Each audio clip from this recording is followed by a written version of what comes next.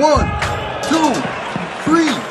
Tag Me In Podcast. Tag Me In Podcast, back again with another episode. You're joined by myself, Ola. And also Anton.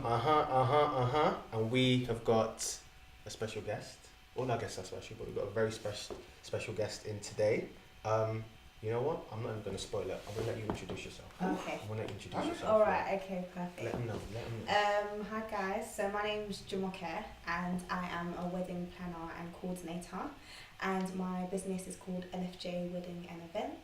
So let me start by just plugging myself in. Of course, if you guys need a wedding planner or coordinator, then yeah, check us out. You the plug?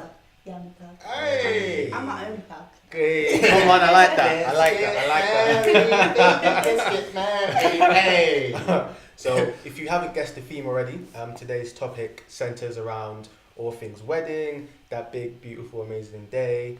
And we're going to be looking at that. And to kind of spark things off, I kind of read this study conducted by Bride Book. So they kind of conduct studies on an annual basis based on married couples and couples about to get married. Just kind of looking at statistics in terms of marriage and costs, and they came up with this statistic, and it's been increasing for the last couple of years, that the average cost of the UK wedding is, wait for it, £30,355.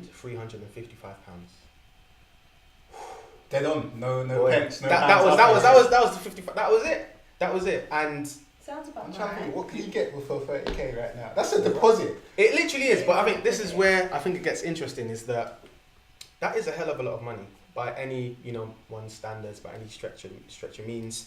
It is a lot of money, and I, in my personal opinion, I obviously don't think I have the right to say to someone, hey, that's a hell of a lot of money to put on one day, but it is being done, because that is the average, meaning, yeah, some people are going below that, but there are probably quite a few going above that. As well, yeah. And I kind of want us to sort of explore that context, that kind of one day, that one special day, because I've had discussions where some people have said, but it's my special day. I'm only going to get married once, hopefully. Don't want to get married.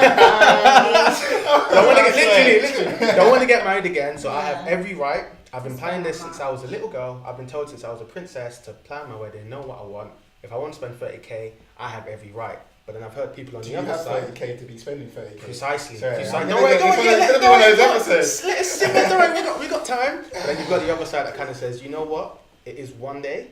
I'm not really going to enjoy it because I'm catering to everyone else. Is it really worth me spending that on one day when the importance should be placed upon the actual marriage itself? The wedding is one day, the marriage lasts a lifetime. Yeah, Have we got pre-marital counselling? Are we actually in a good place? Are we in love? We're just kind of jumping into this. So, Are we financially stable? Precisely. It's those questions. Obviously, some people might say, well, if you've got the money, by all means do it. Yeah. And I kind of want us to kind of just sort of explore that kind of concept. So starting off with the 30,355 average and no pence. Mm-hmm. What are your views on that? What are your views on the fact that that is the average cost of a wedding? Do you agree? Does that make your stomachs turn? Like, what's going through your minds? I can see the reaction in his face. He's sweating already. No, I'm not sweating. You're cool. Man's got the 30k still. It's cool. You're like, I got that in it. What am I paying for? What does the large amount go to? There's a lot of things that you're paying for if you think about it. So you'll be paying for food, you'll be paying for the venue, you'll be paying for decor. There's a lot of things. Bargain bucket, that's £11. Times 10. 50. Yeah, that should sort everyone out. We should go into this. You wouldn't have KFC at your wedding. You wouldn't. Why not? Don't. Hot wings. Oh gosh. Shout out if you want to come along to my wedding. I don't know who I'm getting married to, KFC but if you want to sponsorship. come through, KFC, come through as well. Yeah. Okay. So That's a difficult question to answer because I wouldn't say that's necessarily right or wrong. I would say it's actually down to the individual. Because one thing you have to remember is that there's different things that people prioritize. For instance, so a couple might say that I've like a bride, let's say for instance, or a groom. Sorry, I don't want to be sexist. A bride or groom may say, a bride or groom may say that look, this is my special day. I want it to be this particular way, and I don't mind how much I spend on that. So I wouldn't necessarily say it's wrong to spend 30k on your wedding if you can afford it. Now I think the issue comes where people can't actually afford the 30k. So what you have is situations where people may, let's say for instance, be taking out loans and they don't know how to, pay it back, or they're borrowing money from people to have a wedding that they cannot actually afford. Now that's when the issue tends to arise, because like we briefly said off camera, there are actually different ways in which you can get married. You don't actually have to spend 30k on the wedding. You can elope. It could just be about you and your partner. You can say, you know what, forget about everyone else. It's just about me and you. Let's go away. Or you could, for instance, go to the registry and get a wedding blessing from your pastor. Yeah. Take about 50 guests to a restaurant, really nice one, and Yeah, I like you that. probably spent about 3k. Yeah, Do you see what I mean? So nice and simple. But there are people that actually like the lavish wedding, the 40 to 50k wedding, and they can also afford that as well. So in answer to your question, I wouldn't say it's right or wrong. I would just say it depends on whether you can afford it, number one, and just also to bear in mind that people prioritise different things as well. So if someone wants to prioritise their wedding day as being, the most important day of their life, then by all means, if you have the funds, go for it, splash out, do what you want. Have a circus at your wedding. Live like, I can imagine. Literally. That's the thing, it's one of those situations where you have to assess it based on where you are. Yeah. So right now, if someone said, let's pay 30,000 for a wedding, my main priority right now is getting onto the property ladder. So if I put 30k down, that means I'm going to be spending another 2 years, 3 years trying to build up my deposit. I don't want to be in that situation. Yeah. So I'm not in a relationship, but if it came to that point of, my partner's turning around to me and going, Anton, so what's happening? Yeah. I'm hoping that she will understand and be like, you know what, let's get engaged. Or if we really want to get married, let's go for the option of going to registry office. Yeah. Or that brilliant idea of actually taking people out to a restaurant. Yeah. But that whole, we have to do it. There's a lot of people that we have to do it. Yeah. We're gonna find a way. We're gonna get a loan. Don't worry, my dad, he knows a guy who knows a guy who can lend us the money. Are you mad? Yeah. Come back missing a finger. Like, It's so you want to come to my house on my daughter's wedding? It's so frustrating. And the craziest thing is, so my sister, who's sort of in the process of getting married, she's doing one abroad. In Cyprus, they've managed to do it for Destination wedding, weddings. right? Yeah. They've managed to do it for £8,000, which is the same cost. Nice. It would have How been much? £8,000, Wow. everything. So that's how much some venues are. Just saying. literally the point. That was her point. Her point was that we found venues. They're saying 8k, but we can do our entire venue. Accommodation for 3 nights. How many guests?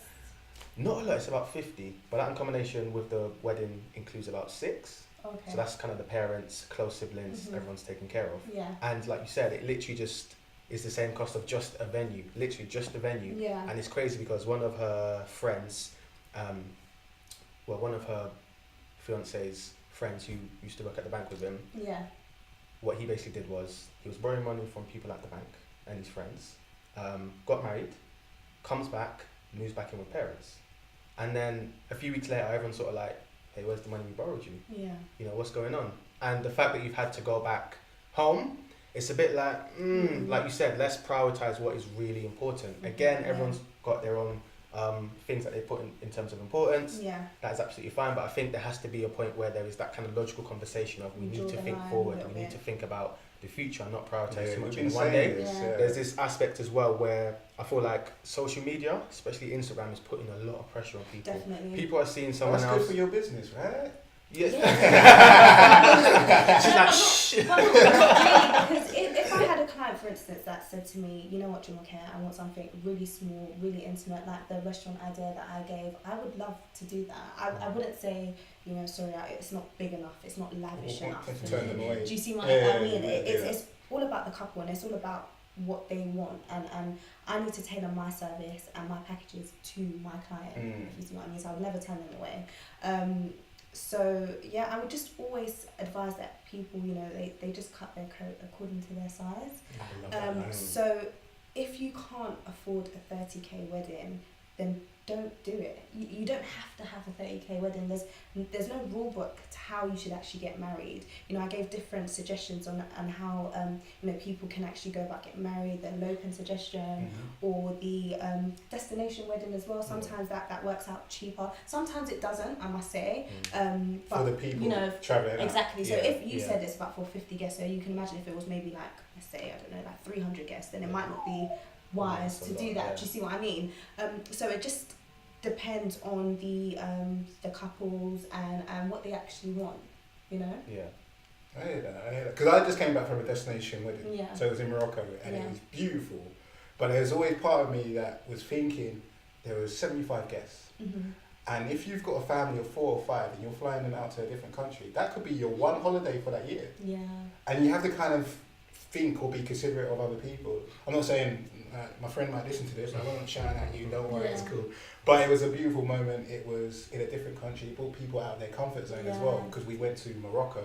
And I'm sure a lot of people would have gone to Morocco, but they wouldn't put it as their first holiday destination. Yeah. But there was 28 of us initially, and we did activities together. It created that whole wedding and kind of nice little experience. bond as well, yeah. So, despite my friend getting married, it was like an introduction to his fiance or wife's friends, family. It was like a nice gathering. So, you were saying earlier, especially before we started recording this, is it's more of a bond between families when it comes to marriage as well. So definitely. It's that not, destination. It's not just the couple. It's like the families are getting married as well. Yeah. So it's the bride's mum's big day, it's the groom's mum's big day, it's the groom's big day, and his family's big day. It's, a lot of people have been looking forward to that day. So I'm sure your mum's been looking forward to the day that you get married, and your mum's been looking forward to the day that you get married. So that's that's a lot to take into consideration, the fact that you want to please everyone, everyone wants to be happy. So that's your role, right? You're the person in the middle. Yeah, and sometimes it's difficult because you want to please everyone. You want to please the bride's mum, you want to please the bride's dad, the groom's family Come as on, well. shout out the groom. Yeah, shout out the groom. I need to be really, You matter too. I know, I need to be really careful with just making references to the bride, because it's the bride and the groom's big day. But the majority is the bride. Yeah, but majority is the bride. Yeah. It does tend to be like heavily focused on the bride and what the bride wants. Sometimes I have consultations with the grooms and I'm like, what do you think? He's like, so do, man. That's lit. I can see myself. Is that going to be That's me. It's going to be you. do you know what I mean? And he's like, oh, Make sure there's KFC hot wings, buddy. So yeah, I'm joking about the KFC hot wings, say it. literally be like, is that what you want? And she'll be like, yeah. Alright, cool. If she wants it, I'm happy. Nice and simple, man. Nice and simple. But then I have groomzillas as well, who are like, this is what I want. Wait, what's that term? Groomzilla? Groomzillas. It's derived from what bridezilla is. Bridezilla, but in this instance, it will be a groom. Yeah. Where the groom's very particular, like, I want it like this, I want it like that, and the bride's just very chill, like, if he wants it, then he can have it. Yeah. So, yeah. I'm trying to think what would I want? I guess also, we kind of touched on family and their sort of take on the wedding. How important really is their view on it though? Because really and truly, although it's their child, it's their family, it's not them getting married. So if you're in a situation where the bride has said, look, I want floral or whatever on all the tables, I want it to be pink, then the mum's like, Jumoke, I want green, you know, like where does kind of line get drawn? Because obviously you want to be quite respectful. Yeah. This is the mother, they could be paying for it. How do you kind of say, yeah, but your daughter doesn't want that? Yeah. So that happens quite a lot where there's sort of conflict between what the bride might want, the bride's family might want, and the groom wants, and the groom's family. I see almost everyone as being my client. However, I see it as having loyalties to, let's say, maybe the bride and groom, because they are my first clients and it's their big day. Yeah. And there's certain conversations that I would expect the bride and the groom to have with their parents before it comes to me. So I wouldn't necessarily, in that particular instance, I wouldn't necessarily say, okay, I'm going to listen to the bride and not the bride's mum. I'd say, I appreciate that this is your day, but it might be worth just sitting down and having that sort of conversation with your mum about exactly what you want and exactly what she wants, and maybe you guys can compromise. Maybe it could be pink and green, for instance. How about that? That might be a really nice colour scheme. Or you might say, you know what, Jumoke, I've had a conversation with my mum and she understands that this is what I want and I want it this particular way, and then we're good to go. Because I wouldn't necessarily, get involved in that, if that makes sense, because it's not really my say. It's more, it's the family, and that's more of a conversation that should be had before it comes to me. If that makes sense. Yeah. So one thing came into my head. There's that TV show, Don't Tell the Bride. Yeah. So that's when, I can't remember which one you had. So they give the groom the budget, and you get to see basically makes all the decisions. She can't even see anything. Yeah. Until the date. What's your views of that? I could never. Are you like crying your eyes, bro? Oh my god! Whenever I watch that show, I'm just like, oh, you can't pick up that dress. You just can't do that. Some of them You do can't. take the piss though. Yeah, sometimes they do. Sometimes they do. Who? What, the group? The group. Yeah. They're not taking the piss, they just don't know. No, what Or I Or do see- you reckon they're I like, saw oh, them this done is it like, like be banter. when them's on the Yeah. mad one, like on a roller coaster. They just. Yeah. She would love that. Yeah, yeah, she'll love that. She'll love it. I think I saw one where like the groom had like a West Ham theme. Why would I Why? want Yeah, a yeah, football theme at my wedding? Why would I want that? Who wants that? You know? West Ham as well. Yeah, West Ham as well. Why are you taking shots? Be careful with that. I'm gonna get. Because like my thinking now from that is, could there ever be a successful moment where the groom pays enough attention to his, his bride to be, and he gathers what sort of dress she's interested in, the venue. I'm trying to think what else should a guy be aware of. Should he be aware of the sort of food that she might want? I think those are things that you pick up on. Like, Well, for clearly instance, when these you guys guys don't. when but- you guys do like date nights and stuff, like what does she like? What does she Yeah. always pick on a menu? But the wedding Like, day is different. the wedding day is Yeah. different, Yeah. but I feel like you should know the person that you're marrying. You should kind of know what kind of dresses she likes. She might say to you, "Oh, I really don't like backless dresses. Why? Because I don't like my back. Yeah. Or I don't like boob tube because I don't really like my arms." So then, why would you then go and buy a dress that's a boob tube That dress goes against or a you. low back dress? Do you know what I mean? Yeah. You would pick up on these things, and don't forget, you're supposed to be crazy about each other. So you should pay attention to detail. You should know little things about your partner. You should know what makes them tick. You should know what they like, what they dislike, and stuff like that. Like, of course, it is a huge responsibility to take. Letting a groom plan a whole wedding. But I guess that's when you have like support from the bride's family or the bride's friends. Maybe for instance, the groom might say, "Okay, I'm going to speak to the maid of honor and find out if this is okay, if that's okay." There's ways around it. So it's a There lot are. of things. Okay, so you're definitely not gonna go on the show. I could. You, I think on that I could basis. never go on the show. No, but it's I like on the show. I would hope, like you were saying, that Yeah. you're Attention to you're You so get attentive to that person. Yeah. Like you, know. this is I'm gonna get married to you. I'm gonna make Yeah. sure your day is special. You So know you what should they be want. like, all right, I got this. Yeah. Cool. I know you like this, right? Cool. Yeah. So Colour, yeah, I could those see kind of myself personally. I wouldn't want to be in that situation. Yeah. It would. I'm trying to think actually out loud. Would I want to be involved in the preparation of the wedding? Because when I see wedding, I see it as a celebration of a day, but my care for it isn't on a grand scale. It's like, Yeah. yeah, it'd be great, friends, family, everyone's there. Mm. But it's not the major thing for me. I'm thinking about marriage, I'm thinking about what happens when we have kids, they grow up, they leave the house, we Yeah. get retired, what are we doing then? Yeah. Are we travelling? Oh, we're going to have a sick time. That's where I'm Yeah. thinking. So Yeah. sometimes when people have the conversation about the big day, they get confused with wedding and kind of ignore the fact that there's a marriage that's going to Yeah. happen for 30, 40, Yeah. 50, 60 odd years. It's the most important part. So Definitely. when it comes to the big day, if she It's wants not- to make it her day, that's By cool. all means. Yeah. Obviously me, I like to have a bit of, I like to know what's going on, so just Yeah. keep me in the loop. Without what's going on. If I've Keep me got something that I posted. want to say, Yeah. respect me in that sense, but do it. Do you? Yeah. Do you? Yeah. Like, make sure, because I know I'm going to be standing there. I'll be like, oh my God, she looks so beautiful. Look at that. It's the back of the stress on there. She don't like her back on the show. Oh my days. She loves it. Yeah. No, I love that. I'm kind of, I guess, bringing it back to the sort of financial aspect of it. Say there's a couple, so I'm going to test you. Say there's a couple, Mhm. they've been researching, they're like, oh, this is going to cost us 20k. They want to save a bit of money. They come to you. Are you in a position to maintain the quality of what they want in terms of vendor, services, venue, but maybe make some savings because you have, contacts and because you've gone out to a vendor many times? They're like, you know what, 30% off or whatever discount. Can you Mhm. kind of provide that for people? Okay, so one of the things that I always, one of the packages that I would offer clients, depending on what they actually want from me, is a full planning package or partial planning or on the day coordination. Now, if you go for full planning, it may cost you more. However, you're saving and you're cutting costs because of some of the vendors that I've built relationships with. So it would be cheaper or it would be more reasonable to come through me to book a certain vendor than you going directly to the vendor, because I, for instance, would have a relationship with that vendor. Yeah. Now, from the onset, I would manage your expectations in terms of your budget. So if you come to me and say, I've only got 20k for a wedding, however, I'm having conversations with you and you're telling me you want,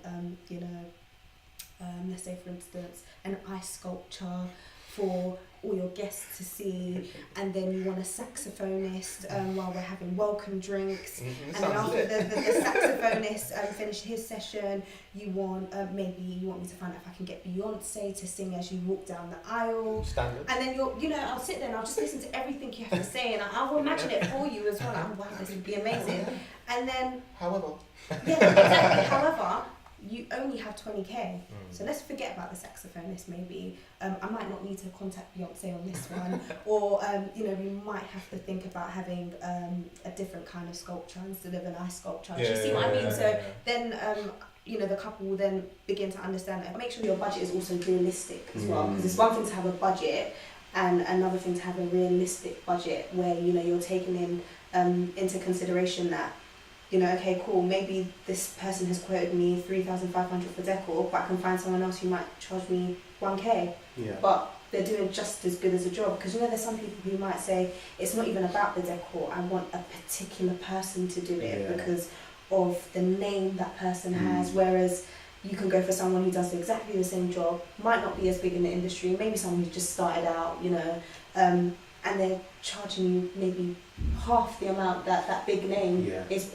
charging you. Do you see what I mean? Good point. It's an interesting one, because my sister's sort of in that situation where I think what she's done is with certain aspects of the wedding, they've kind of gone, quality has to be number one. But then other aspects, so like an MC, they're kind of gone, you know what, this guy's a new guy, he's starting up, we've seen him perform, so we know he's good, we're going to give him a chance. Exactly. And I appreciate that, so I was like, that's quite a fair and interesting thing you're doing, and that you're giving someone an opportunity to establish themselves. These other guys who are more established are getting bookings standard. They're good, but you've given this new guy a chance, you've seen his work, he's worth it, let's give him a chance. And they're doing it on certain factors that if it does mess up, it's like, it's not the end of the world. It's not the food or the drink, it's kind of something minor that can be cut off fairly quickly. So it's quite interesting you sort of mentioned that.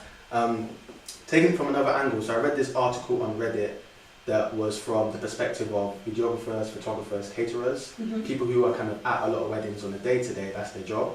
And it was around how the question was posed as, do they notice or can they tell when if a couple's going to last or break up? And so you've got people who've been doing this for 20 plus years, and then they broke it down into a few main factors, and they said, you know what, I've been doing weddings for a long time. You're checking on the couple, or you hear things down the line, whether they're still together or not, and they found that couples who on the actual day this is where it was not silent, but maybe when one partner was like really quiet, like they were like pissed but they weren't saying anything. Again, the one you mentioned, the families not getting along. Do you know what I mean? Couples where maybe one partner was verbally abusive, and it's just interesting how you can pick these things up on the actual day. And I think it just kind of goes to the point I wanted to mention about pre-marital counselling again, and the actual marriage itself. I think people I know that it's a bad thing, they put so much energy into a wedding. I believe the average, and correct me if I'm wrong, the average sort of planning phase from like, I don't know, maybe not proposal, but the planning phase is about 13 months or about a year on average. And if you think about it, that does sound about right. Yeah, so people are putting over a year's worth of energy, time, money, commitment into one day, but they will not put half of that into premarital counselling, into the marriage itself. How are we going to pay bills? Are we going to do a joint account? How are we going to live together? How are we going to divide chores? Premarital counselling questions like, how are we going to look after the children? What happens if, God forbid, one is disabled? How are we going to adjust? What are we going to do? Where are we going to live? How are we going to feed ourselves? Are you going to take time off work and let me work and you raise the kids at home? What's the kind of process? And people don't think. And again, the point you mentioned about social media, I feel like so many people just feel pressured. Like the number of people I've seen get married who are, and again, not judging them, but I've just seen an increase in people who are between 18 to 24. Is it social media or is it society? Because it's a bit of social media. Well, social media is because your parents are going to put that pressure on you anyway. But social media is like a magnifier of it. So it's like you're seeing it. Because you get it from one side. You're seeing it from one angle. You explore pages, this nice little pretty pictures. Literally, you're just seeing the pictures. You're just seeing the videos and the pictures. Everyone's screaming, but you're not seeing the numbers behind it. You're not seeing the cost and the bank accounts and all. 13 months of prep. The credit cards. You're not seeing that. And so when do people get in contact with you So if it's going to take 13 months on average, when's the best time to It depends. I've had clients literally, I had people reach out to me and say, okay, I'm getting married next year, so they're planning ahead. I've had people say, look, I thought I could actually cut costs in the planning and coordination aspect, which is one area I think Is it pricey? never, it can be. Oh. It can be, yeah. That is one area that I believe you should never cut costs on or give that responsibility to maybe like a friend or a relative, because at the end of the day you want that person to also enjoy the day as well. They are a guest. You need someone who is literally there to and focused to make sure that your day is the best day that it could be, and just ensure that everything runs smoothly, which essentially is my job. That's what I do. I make sure that the day runs as smoothly as possible. If there are hiccups, I'm resolving it. I'm thinking on my feet, you know, and the bride doesn't need to know a thing. You know, the groom doesn't need to know anything. He doesn't need to know that the caterer is not here, you know, or she's late, or she's stuck in traffic.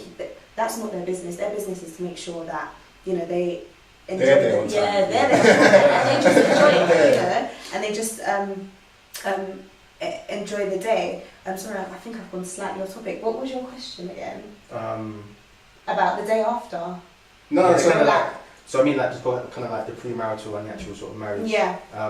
But then I had another one. What was it? I kind of jumped in. I was talking about 13 months when the people get in contact. And then So it does vary. Yeah. It actually does vary, and so that's what I'm saying actually. That people tend to take on that responsibility, and then maybe they might.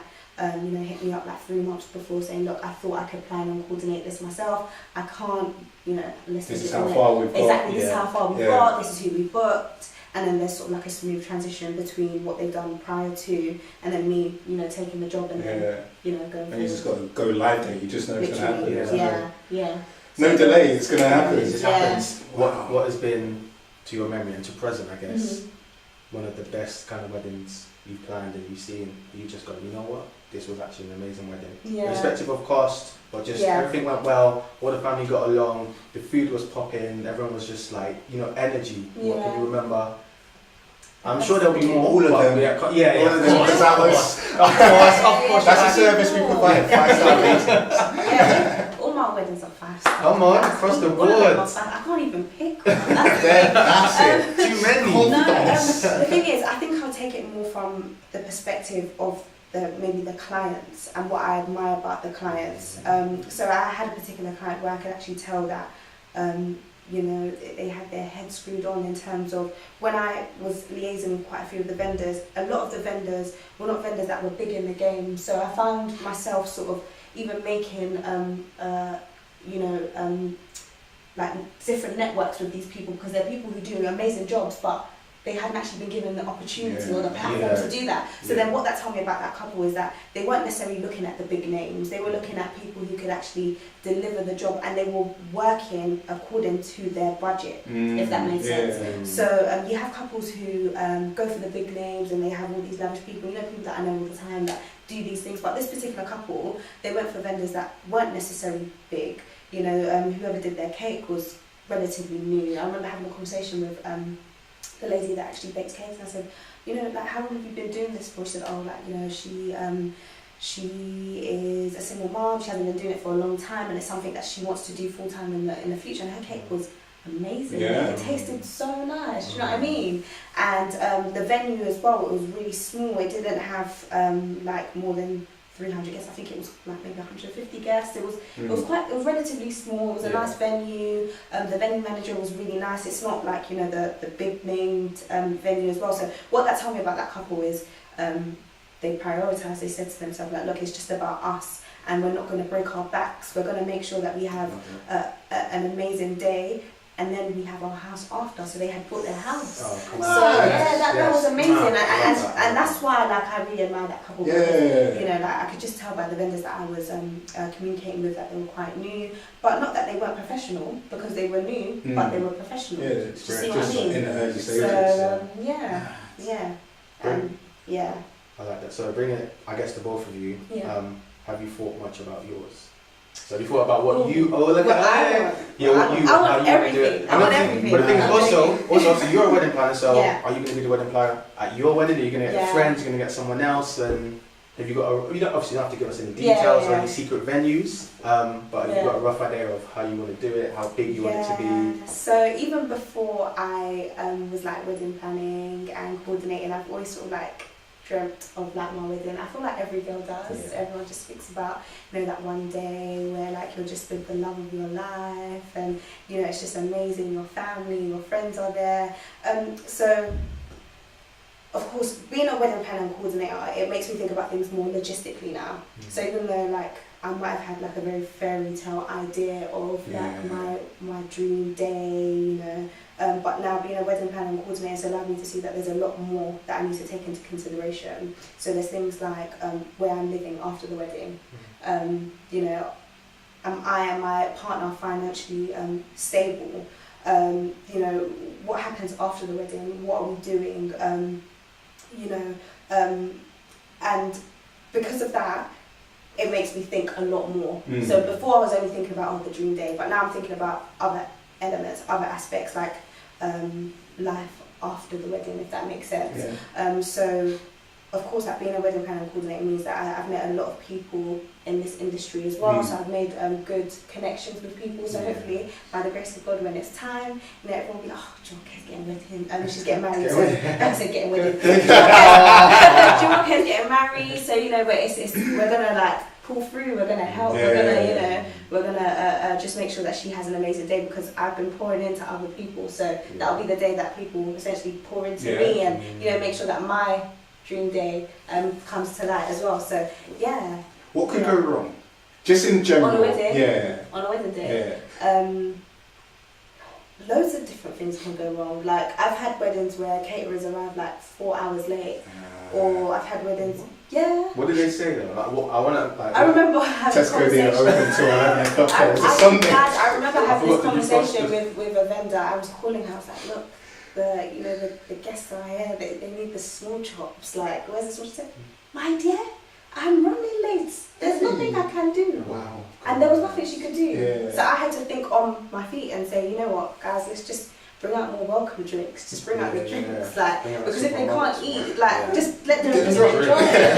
Not even necessarily get drunk, but just, do you know what I mean? Like, you have to think on the spot, what else can we do? You might just have to delay them actually going into the venues, actually sit down, because you can't go and sit down and then not have food. So we just kept them outside, for instance, and just said that, okay, everyone needs to sort of like just chill there, and we'll just stall for time until the you know, the caterer arrives. There's loads of different things that happen. There's all different parties as well that you have to consider about. Like, everyone has to come together and also make sure they do their job. So many different moving parts. So many different moving parts. That's your venue. You're saying the venue manager. You got to make sure the catering is on point. Photographer, you just got to make sure that everyone's on point. And that's why I always say that a wedding planner and coordinator is only good as their vendors. So I could do my bit and be there on time and ensure that the day runs smoothly, but if for instance a couple has gone for the cheaper option, maybe like the videographer, for example, like what you said, and they're not professional because they're cheaper, so they might not really arrive on time, or they might might not have the right camera, and or they delete the pictures and the videos. Apparently that's quite common sometimes. Really? Yeah, not on purpose obviously, but like things just go wrong. Memory card, I'm like, losing footage at least as well. At least two. You know, so I mean, I'm a planner and coordinator, but I can't ensure that the videographer has the right camera. That's the videographer's responsibility. Do you see what I mean? So do you go through like a whole vetting process, or do you go round asking people if they've used them? Sort of testimonies. So you work based on testimonies when it comes to vendors. Yeah.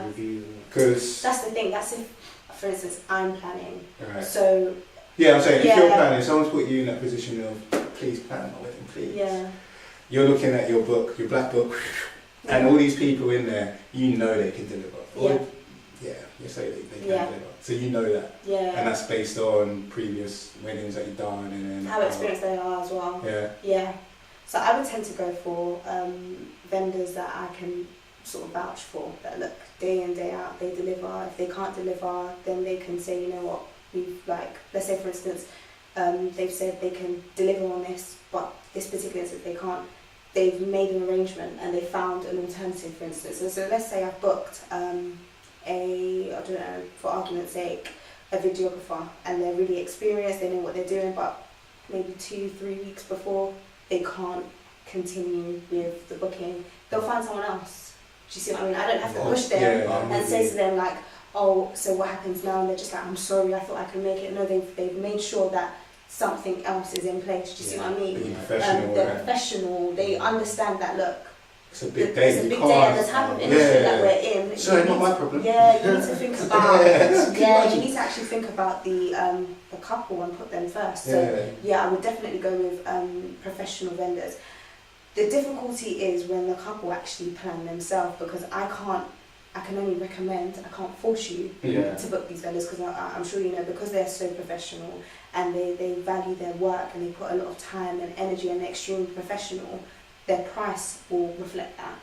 Because everybody knows what they're worth in this industry. So if they know that they're putting in work and your wedding is a priority of theirs, then they're going to make sure that their work rate is reflected with the price that they quote. And sometimes couples may not understand that, so I might say, okay, cool, the videographer is 4K, and they said, no, I have an auntie that has a camera and she can do it for 150, and then I'm the coordinator for that wedding. I can imagine, and it just puts you in an awkward position, because it's like, how can you now manage this person who's going to do nonsense? Like exactly. And they're a party of the wedding. They are. So it's just my job to sort of manage the couple's expectations and just let them know exactly how we've just explained that, look, I know that this person can deliver. I've seen it time and time again, and they do not fail. Whereas your auntie with a camera, she might bring it on the day and not know how to turn it on. Do you know what I mean? Or forget to charge it, or maybe forgot the battery at home, and that's it. There's no footage from your wedding. Well, I have my iPhone X, it's okay. No. So like, I think what I'm really interested in is, you've always had, the idea of your dream wedding. Yeah. You've been on this journey of, starting your own business. What led you to this point of going, you know what, my dream wedding is this, but now I want to create with other people.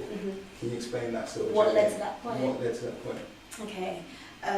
This is a conversation that we had off camera as well. Like, I was just telling you guys, why are you acting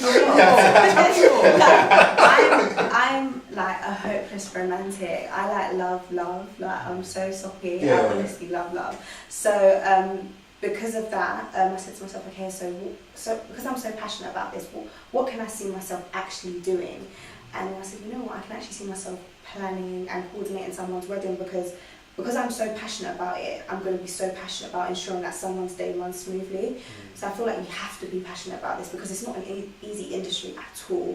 The job is not easy. The responsibility is a huge responsibility, because the moment anything goes wrong, even if it is an issue with the videographer, for example, sometimes the coordinator gets the blame. Do you see what I mean? It's like, why didn't you tell him to do this? Why didn't you tell him to do that? And it's like, if you listen to me when I said go for the guy that was this, then we wouldn't have this problem. That's why from the onset I always sort of like manage my couple's expectations and just let them know your coordinator is only as good as your vendors. So if you go with good vendors, then my job is going to be a lot easier. If you go with vendors that are not as good, not as professional, then you make it even harder for me, and at the same time it's not my wedding, it's yours. So if you want the best of the best, then I can advise you to get the best of the best, but I can only make the best of the situation that I'm given, and if that makes sense. So yeah, that's sort of how it started, and I decided to launch when I finished my masters. What's your masters in? Law. Okay. Yeah, so my masters in law. Do you? So my masters is in law. I studied international criminal justice, and then once I finished my masters, I said, you know what, I'm gonna just go into this. So I'm still working full time, so it's something that I'm doing part time. But by the grace of God, I'll be able to do this full time. And yes, I had a launch video. I'm not sure if you guys saw my launch video. I haven't seen it. You haven't seen my launch video? That's what I found you. I was like, what? I'm like, let's get on. The reception I got from the launch video was absolutely amazing. Where can people see it? You can see it on my Twitter. My Twitter is @Jumzy. You can also see it on Instagram. Our Instagram page is called NFJ Wedding and Events. So it's on my Instagram page as well. So the reception from that was absolutely amazing. So you can imagine that it's something that I'm passionate about doing, but plucking up the courage to actually launch and put yourself out there with anything that's new, it can be quite scary and quite daunting, but it was nice to sort of like put it out there and have everyone sort of, you know, even say, oh, Jimmy, I'm so happy you did this because you're planning my wedding. Like, the amount of times I've had people say, you're planning my wedding, people that don't even have partners yet, they know that I'm the coordinator, and they're not even seen anyone yet, you know. Yeah. So it's nice, it's really nice. So that's sort of like how it came about. So the first one, what was it? Was it a mutual friend or was it just someone you don't know and you just like, hey, my wedding planner? Yeah. So before I actually launched, I was actually doing it unofficially. So it's just I didn't necessarily put it out as a business because, of course, with any wedding, it requires a lot of time and energy, and I wouldn't want to say it's something that I was doing if I know that I can't devote the time and the energy into someone's wedding. So I didn't say I was doing it full time, so I would just sort of like help out and you know, sort of do it for anyone who was in need of a wedding planner or coordinator. One thing I would say about anything that you're passionate about is it should be something that you can do for free because you love it so much. However, the bonus is that you can actually be paid for the service that you're actually providing. So that's how it started off. It was more something that I love doing. Like if my friend said to me, oh, a friend of mine is getting married and I don't know what to do to my hair, or I don't know what dress to get, I'll be on Instagram saying, oh my God, I've seen this girl, she does really nice dresses, you know, see her. And it's not something that I wanted to receive a payment for. It was just something that like I enjoyed because I was always on Instagram, I was looking at different vendors and I already know, you know, what they do and what's good. So that's how it sort of started. So then when I said, you know what, this is what I'm going to do, but when I actually had the time to devote to these clients, I'm actually going to launch, and that was after I had finished my master's. So I launched it January 2018 on my birthday. So I actually launched it on my birthday. Yeah, happy birthday to me! Is there anything that is impossible? If you've got money, yeah, boy. Honestly, have you ever seen like My Sweet 16? I've seen you know, like episodes where people are like, oh, I want this and I want that, and then the planner's like, oh, I don't think we can do this, and they're like, it has to happen, and you know what? It happens. With you know the cakes as well, because they have money. It's true. They have money. It's so true. When you have money, you can do anything. I've seen it with the cake stuff. They do this like cake shows on like birthday cakes, wedding cakes and stuff, and the people come in, like you said, they'll be like, I want this. They'll be like, we can only do 16 like layers. That's just not physically. I want it. And then like it goes to the end. You see they've made it, and I'm like, okay, so like you said, money will just it will make it happen. But you know, I don't think you actually said what you want for yours. So on your day, give us a little. It's a question. Really want okay, cool. She's got experience. You know her one will be fire. You know her one will be fire. By God's grace. By God's grace. It will be. Yeah. So like. I'm gonna let. I watch it. I was gonna go. No, I meant like. How do I want it? Do I want a destination wedding? Yeah, sort of like just a rough idea. Actually, not like I said, not specific, but just like rough. Yeah, this venue or like, you know, destination or. So it's changing. I remember I did say I wanted a destination wedding, but I thought, no, I don't know. I don't want a destination wedding. I want everyone to be able to be there, if that makes sense. Not that if I had a destination wedding, people wouldn't be able to fly out, but there's probably people who I would want there that might not necessarily be able to pay to get out there. Do you see what I mean? Different things happen, circumstances happen where, you know, they might even like put a deposit down for the flight and for whatever reason they can't make it because, I don't know, maybe childcare issues or something. Whereas if I had or work or something, whereas if I was in the UK, they could definitely make my wedding. Do you know what I mean? And because I'm Nigerian, there is you can have, there's almost like two ceremonies. So there's a traditional and then there's the white wedding. So I'm definitely having both. Like I really want a traditional and a white wedding. So I see my traditional as probably being open, you know, more of like a family thing. You know what, Mum, invite whoever you want to invite. She will, you know, you tell her, you know. Don't say they will. Do you know what I mean? And like my friends can come with their friends, and I just want it to be like just a vibe. Like I want everyone to enjoy themselves. But my white wedding, I want it to be. The tone changed. Yeah. Serious. This is mine now. No, my white wedding, it's like I don't want to see strangers there. I don't want to see people who don't actually know me or know my partner or know. I ain't seen you for like 10 years. Yeah, exactly. I don't want that. I want people who genuinely care about me and who are genuinely happy to see this day, you know. And my white wedding, I want it to be a lot more intimate. I still want it to be grand. So there's a difference. Sometimes I think people think an intimate wedding means that it's not it's not nice, or it's not extravagant, or it's not. I just feel like a small number of people. Yeah, sometimes I think the smaller the people, the more the less sort of like extravagant it is. Sometimes some people do think that because you know you probably see it as because it's only a small number of people, you know, it's probably not going to be as lavish, because obviously the idea is if you have a lavish wedding, sometimes you want loads of people to be able to see it. It's large scale. It's probably the venues as well. Yeah, the right? venue, because obviously the bigger the venue, and the more lavish it is, the more it's going to look the more exactly, you know, in terms of like, wow, you had 800 people at your wedding, and food was flowing, and the chandeliers was like beautiful. Do you see what I mean? But I want mine to be still quite nice and grand, but intimate, in the sense that every single person that is there has been hand selected, and it's personalised, and they go there feeling like, wow, like seeing Jumoke question mark, you know. And they've had their moment, and it was beautiful to watch, and that's what I want. Will there be like handwritten letters, everyone like? Yeah, like thank you guys so much for coming, you mean the world to me, and I wouldn't do that for someone's just +1.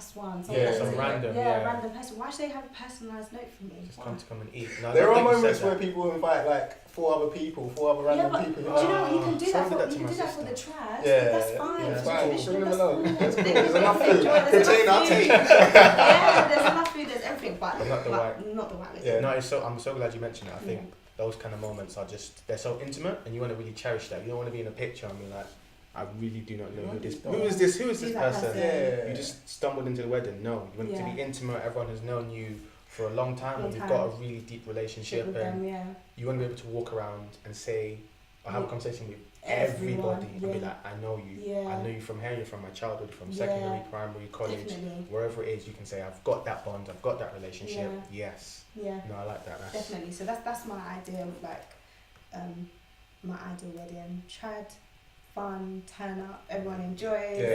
You can bring whoever, not whoever. It doesn't have to get crazy. Crazy. Have a queue outside, so 1 in, 1 out. No, I don't want that. Capacity. I don't want that. But you know, I just want it won't be as strict as the I think that's fair. Keep everyone happy as well. Exactly. Because of course, like what we said about weddings and marriages, it's not just for the couple. Sometimes it's for the families as well, and you might have like extended aunties and uncles that want to feel a part, and if you don't invite them to like both, that's rivalry. They might not even talk to you for the next 10 to 20 years. You don't want that. You don't want that. Because at the same time you want to be married and know that, you know, people are not cussing you when they're with you. Your family's like, they're having a kid. No Christmas gift. Exactly. You don't want that. You don't want bad energy. You don't want bad vibes from just you wanting to express your love to, your partner. You want it to be good vibes. You want everyone to be happy. So I'm pretty sure everyone would understand it, because weddings are expensive and people know that. So if you tell someone that you can come to my trad, but my white wedding is a lot more intimate, they'll get it. They'll understand, because you know these days people are charging per head for weddings as well. So they might just say it's like £55 per head. So why would I want to pay that much for someone that I don't even know? And it's not even about the money, because I could have the money, but I just don't want you to be there. I just want it to be people who know me and know my partner. Love and the energy's there. And I can feel. Sometimes you can feel the energy. You can actually feel it in the room. I've actually been to weddings where it's just noise. Speeches are going on and people are just talking. Why? Because they don't really know the couple. Like they don't feel anything. Do you see what I mean? Like whereas there's intimate weddings, white weddings, where literally almost like everyone's in tears when the speeches are going on, because everyone sort of like knows the couple. They know. I cried at my boy's wedding. I'm putting that on my chest. His mum was giving a speech, and I was just there like, and he was just sitting there. He hasn't cried since he was the age of 12, so he's 30 now. So 18 years. I'm not a big man crying. Come on, just crying at yours. There's one question that I've got, which I think will wrap up this whole conversation, and it touches on to your wedding. Oh gosh, why do you No. My wedding. Because now it's touching on to the finance side. Have you got a figure in your head of how much your wedding will cost? At the moment? No. Oh, really? I don't have a figure. Because why don't I have a figure? Because it's not something I'm thinking about right now. Okay. There's other things that I probably would be thinking about before I think about marriage. Yeah. Because I'm not in a serious relationship at the moment. Yeah. So it's not something that's at the forefront of my mind. Yeah. Of course, marriage is, but in terms of actually planning for a wedding, of course, that's probably something that only happens when you actually have someone who you're serious about and you can actually see yourself marrying, if that makes sense. Closer to the time. So that will be something that I would actually sit down and start considering. So do you reckon it's near that 30,000 bracket, or is it slightly more because of your... I mean, who knows? Hey, it's going to be more. So basically where I was trying to go... It should be like 250k, you know. Because you're talking about being financially stable, right? Yeah. So if you have that figure in mind, are you working towards that now? So you don't have a figure, but you know it's going to be more than 30,000. Are you actively planning for your future, which is probably a property, kind of being in a financially stable place, you know, if you want to have kids and family and for that, you think about that.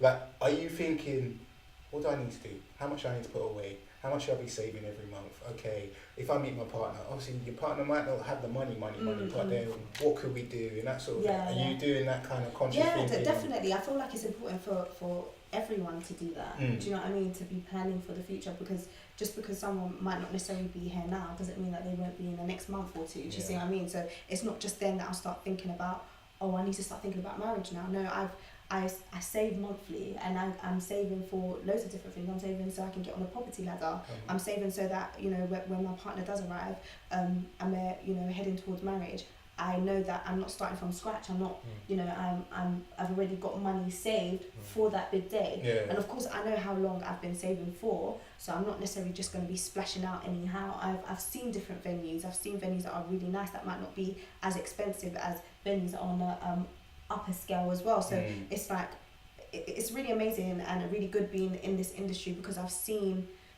almost everything. I've seen like weddings that are on a large scale and weddings that are also on a relatively small scale as well. So I'm then able to identify exactly what I want, and you know, I can also, you know, cut my coat according to my size. So I can then say that, look, okay, even though I want this is what I'm prepared to spend on. And it doesn't necessarily mean because you don't have a lavish wedding that you don't have money. It just means that you're prioritizing yourself. And I might say that, you know, I want a really, really nice, beautiful wedding, but at the same time, I want to make sure that the property's ready before we do get married. Just what I mean? Whereas some people might say, I want a lavish wedding, but I don't mind moving into my partner's home. You know, and I'm not saying there's anything wrong with that, but again, it's just each to their own. It's just not necessarily for me. So, so it does help me sort of put a lot of different things into perspective. So I'm saving for everything. I'm saving for my wedding. I'm saving for my. It's all about forward thinking and planning, you know, and that is very, very important. And I would suggest that anyone who is, you know, embarking on marriage, that you sit down and actually think about what your priorities actually are. You know, there is life after the wedding. It's not just always about the big day. If you have the money to splash out on a lavish wedding, go for it. But if you don't, there are other ways. You don't actually have to spend 30k on a wedding. It may be the average, but it doesn't have to be your average. You know, so honestly, I would just suggest that, you know, couples think long and hard about the decision that they're making, and just remember that there are alternatives. Don't feel pressured by social media. Lavish weddings are beautiful. It's amazing, but it might not necessarily be for you, and that's okay. There's nothing wrong with that. So I know we live in a world where social media is very prevalent, and it can sometimes consume us a lot. But I just think it's very important to sometimes take yourself out of that and just think logically, and just think about what you personally can afford and what you're okay and happy with. And that was, you know what, that was, you said it all, because I was going to be like, you got any lasting tips? But that was literally, say no more. Done. Yeah. Say no more. Well, that's good. Oh my God. No, you know what, Jumoke, honestly, thank you so much for coming through. Okay. This has been obviously a long time coming. Like, we've been trying, like, no, I'm busy, I'm away on that. There was like so much, and I was just like, no, we've got to make this happen. I was like, we can't make this happen. And you know, we finally did, and this was a great episode. And you know, just thank you for coming and letting us know. Thank you guys for having me. No, of course. That was interesting. Like, I love that. Yeah, it was like maybe we can do part 2 when it Guys, if you want part 2, let us know. Let us know what topics we should cover next as well. Yes. You could go further into this whole That's debate. true, yeah, because there might be certain aspects. Before I kind of close up, Give them a final plug. Where can they find you once again? Okay, cool. So guys, you can find me on Instagram, LFJ Weddings and Events. If any of you are thinking about getting married, or maybe you're not thinking about marriage, maybe you just want to reach out to me and have a conversation as well. I'm also open to discussing any topics that we've covered today, you know, about maybe the pressures of society, how can I have a nice wedding on a budget. You can hit me up. My personal Twitter as well is @Jumsy. Maybe you can just slide in my DMs. We can have a conversation about that. Careful with that, man. Not like that. She knows what she's doing. Tag me in. I don't mean it like that, but if you just want to have like a conversation about any of these topics, then I'm open to have conversations. So that personal Twitter is @Jumsy. Yeah. Perfect. Thank you very much. No worries. Thank you guys for listening as always. You know where to find us: Twitter, Instagram, tagmepodcast. We can be emailed at info@tagmepodcast.co.uk. And as always, thanks for listening and see you on the next episode. Peace out. Bye guys.